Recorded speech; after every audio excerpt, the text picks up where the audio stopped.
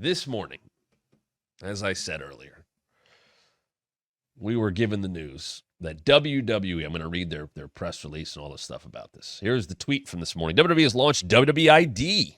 There is a Twitter account for that, which says, follow the stories of WWEID prospects and wrestling schools as they travel the pathway of WWE independent development. And I will note that WWE independent and development are all capitalized. So that is their buzzwords for all this. Here is the release. WWE today announced a launch of a first-of-its-kind developmental program designed to provide up-and-coming independent wrestlers a pathway to put a potential career in WWE. The program will be called WWEID, short for WWE Independent Development. And by the way, that is trademarked. From Paul Levesque, WWEID is the latest in our efforts to identify and support the journey of up-and-coming wrestlers, in turn raising the profile of and strengthening the independent wrestling ecosystem. I'll have more on that in a second. Following launch of 2021 launch of WWE's NIL program, WWEID has been constructed to support independent wrestling prospects and wrestling schools with world-class training, development, and mentorship. Under the program, WWE will provide prominent independent wrestling schools with the WWEID official designation, with the goal of providing new trainees and existing talent at these select institutions with enhanced development opportunities.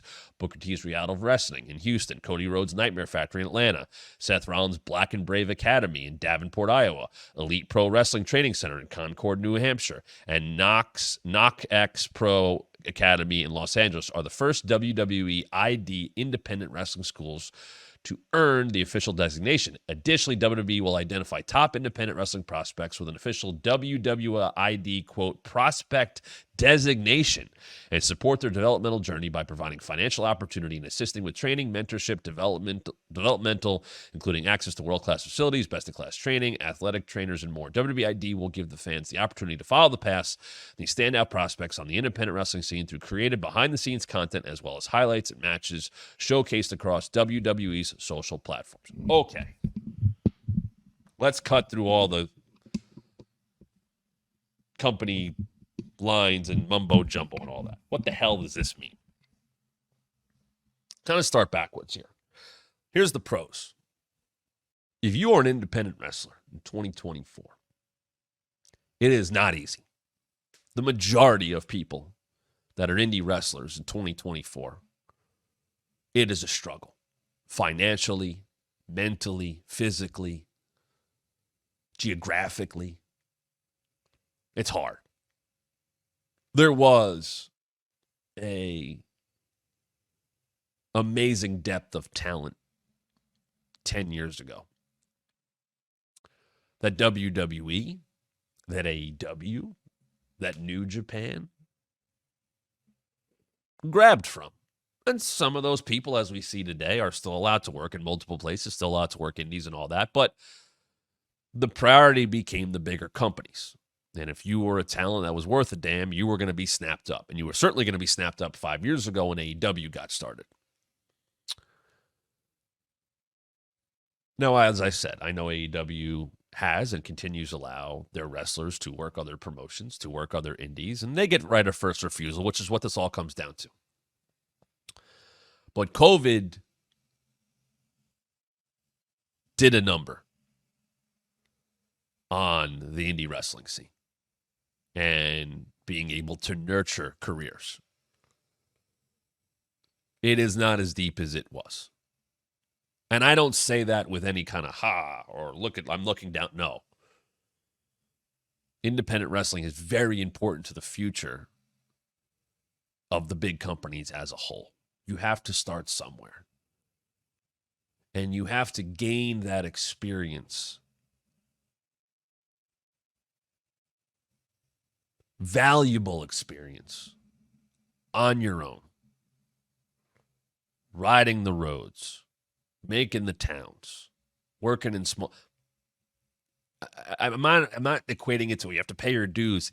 That's all part of the learning experience, is doing all that stuff and working with people you're not used to working with, and working with people that are better than you, and working in venues that are different, that you have to play to the crowd differently. And you know, independent wrestling, for the most part, is about getting yourself over to a new crowd every time you step out there. And sure, some indies, run stories and they bring the same people back. But if you're not under contract, you don't always have access to those people, so you can't continue. You can't go too deep in certain stories. Certain places can do that. But I'll tell you what, they can't do it up and down their entire card. You watch AEW, you watch WWE, you watch TNA. Everybody on the card that you're going to see is probably involved in something. On an indie show, you can't really do that. If it's a GCW and you have the Cardona storyline and, you can have these matches but that can't, the whole card can't be that way. Sometimes it's just, hey, we're going to throw two people or a tag team or a six-man or a scramble. We're going to throw that out there just for entertainment purposes. And maybe hey, I like that guy. Hey, I remember hearing about Speedball, Mike Bailey, years ago, and then he got stuck in Canada because of visa stuff, and he couldn't make shots. But I remember hearing about the buzz of him. I remember watching PWG and getting introduced to so many people that I hadn't really seen a lot of before. And obviously all these people get snatched up and signed and all that. And, it's a bummer that there are no, and I know the person who runs PWG has dealt with some family issues and health issues. But that used to be, you watch those clips of, it's everybody you see everywhere now. And they're not running right now. And that depth of talent, it doesn't exist in the same way. I hope it does. So I will say that if people get identified and they get this title on them, there is a positive of, it sounds like there's financial opportunities that will be afforded to them. Whatever that means, I don't really know. Does that mean WWE will book them for shows and they'll get paid? I like that they get the, medical treatment and all that. Because, this weekend, Chris Bay on the TNA show got injured. Best wishes out to him. A lot of people are concerned about him right now. I don't know what his contract is with TNA. I know it's not an AEW contract. I know it's not a WWE contract. I don't know what he's making. Vikingo got hurt. When you get hurt and you're not with one of the big places, it is scary. Because you're worried about insurance. You're worried about paying your bills. You're worried about, does that take you out of your shoot job if you're, not doing indie wrestling or wrestling full time? And if you're using wrestling to pay the bills and all of a sudden you're injured now and you have to pay for it, that's scary. WWE doesn't give you insurance, but, I talked to Mark Henry about this the other day. If you get hurt or you need assistance because of something that happened, they pay for it. Rehab, ACL surgeries, they take care of that, as they should. You don't have that on the indies. So, maybe it allows for a little bit more of a cushion, a little bit more safety, a little bit more security. That's the positive of this. The negative of this is you're not an independent promotion if you're working with WWE. And I'm not taking a shot at Seth or Cody or Booker. No. There are elements of what OVW was, what Heartland Wrestling was, what Smoky Mountain was, what Florida Championship Wrestling was, which became obviously more than that. There have been relationships that existed with training schools or training grounds or indies or whatever. That's not a new thing. The last time they really did this was with Evolve, with Gabe Sapolsky, who was on the payroll then. And I'm sure he will be part of this because he continues to travel and do seminars and all that. But, WWE was working with Evolve and they sent the Street Profits down there. Here's a wild, I don't know if people know this. When the Street Profits were kind of treading water, they went to the Street Profits worked Eddie Kingston. I can't remember who he tagged with, but they worked Eddie Kingston while they were under WWE contract because Eddie Kingston was in Evolve. And they got better working down there. Now, we've talked about the TNA partnership and how I said, the people who we don't see a lot of and who need the reps, that is who's going to benefit from the TNA partnership. Whether that's working or not, I don't know. And we have seen people like Ivy Nile. I'm sure, I think Roxanne went back there, have gone back to, Booker's school. We've seen the Creed brothers, Shayna, Zoe appeared for Bloodsport. Obviously, EO went to Marigold and wrestled there. And I wouldn't be surprised if we hear, that Marigold or Noah, because they sent people to Noah, got this WWEID distinction. That might happen. And there was talk, the global localization. We're going to put NXT here. We're going to put it. It feels like we're getting back to that. Now, this happened in the UK. And they started up NXT UK. And, that was about, Pete Dunne and Tyler Bate and Trent Seven and Tony Storm and Rhea Ripley and all them. And they had what NXT UK became. And Gunther. And look, as we come back on the other end of that, we now have Gunther. Tony Storm went through WWE, gone. Rhea Ripley, though. Ilya Dragunov, who's I know recovering from the torn ACL. Piper Niven.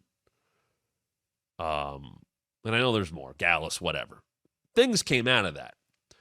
But initially, when they started NXT UK, it was positive and this is going to be good for the scene. And then people started to have to cancel their appearances. And WWE would yank people. And then it's, oh, well, these people from this other company are working there. You can't work there. And that booming UK scene didn't boom anymore. And there are a lot of people who will tell you that NXT UK killed the indie scene in England. And I think it's coming back a little bit more now, but it's not what it was at. And then it became about working partnerships and all that. And what's that going to be? Because is this going to turn into, well, people who work at Reality Wrestling that go work other shows, they're WWE people, so, they can't go work on a show with these. That is where you run into trouble.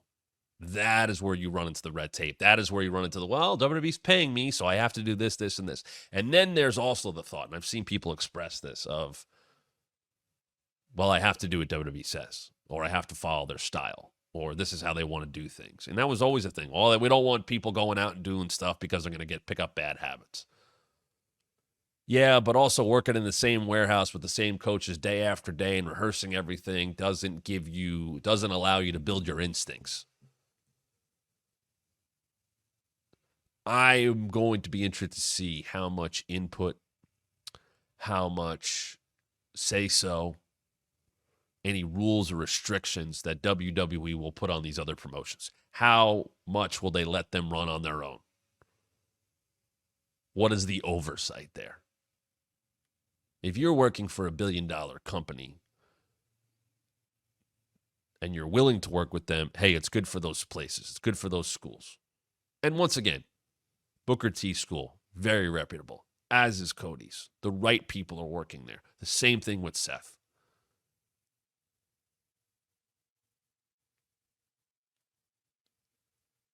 The idea that they're going to create content out of this is smart, and maybe that's a Netflix show, and it's the next kind of Tough Enough thing, or an iteration of what's that journey like. And I'm all for that. I think that's cool. That is a way, by the way, to create organic fan bases. Hey, here's whoever. We got to watch their journey. You got to live their journey with them. That stuff connects with fans.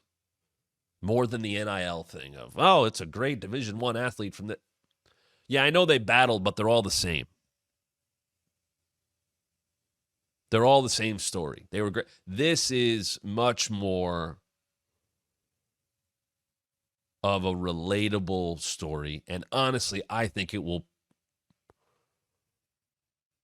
the possibility of it at least, will create more well-rounded, more passionate wrestlers than recruiting from D1 schools and talking to kids who have no idea what wrestling is. Some of them can be taught. Some of them can learn it. Some of them can pick up the passion. I don't think that's happening regularly. There's a lot of education that has to happen. And I've always believed that the best pro wrestlers are ones that have a passion for it and always did and were fans at some point in their life. It's just going to make it better. Now, you can have the Tiffany Strattons of the world, even though she trained beforehand, and you can have the Lash Legends, and you can have the Tony D'Angelos, but, there are still connections to some of them where they enjoyed wrestling at some point in time. Other NIL athletes are just like, I have no idea what this is, but I here's the bells and the whistles, and here's all the amazing things that I can get, and I can be presented as a star, and, the Cavender twins and all that. And it's like, do they really care about wrestling? Because that will come through if they don't. Nerdy Dude said, the same can be said about WXW in Germany. Once WWE snatched the likes of Gunther and Ilya as an example, the German indie scene suffered greatly. Yes, and that is what I worry about for an indie scene that is not super strong as it is. And just in general. And I know there's a lot of good people out there. I know there's a lot of good promotions. And I know there's a lot of great talent. It's not what it was. And I hope this doesn't hinder it. I'm going to have my reservations, as everybody should, because I've seen this before. Let's see how they handle this. Let's see how these wrestlers that get these deals and get these IDs or whatever the hell, let's see what their journey looks like. Let's see if it's helping them. Let's see if that creates the next crop of talent. Let's see what this does in relation to NIL, or if they scale back on that. But you know me. You got to get reps. You got to be out there and doing it. Maybe, as I said, we've seen WWE talent pop up in some of these indies. Maybe that'll become more of a regular thing. When OVW was the developmental of sorts, they'd have big shows like Six Flags down there or whatever. And, Kane's on the show, or they sent this person down, and it's one of the big Raw or SmackDown superstars to come and work the show. I could see that happening with some of these places on a more regular basis, and you know what? That's a draw for people. Maybe that'll strengthen those promotions. Now, here's the thing.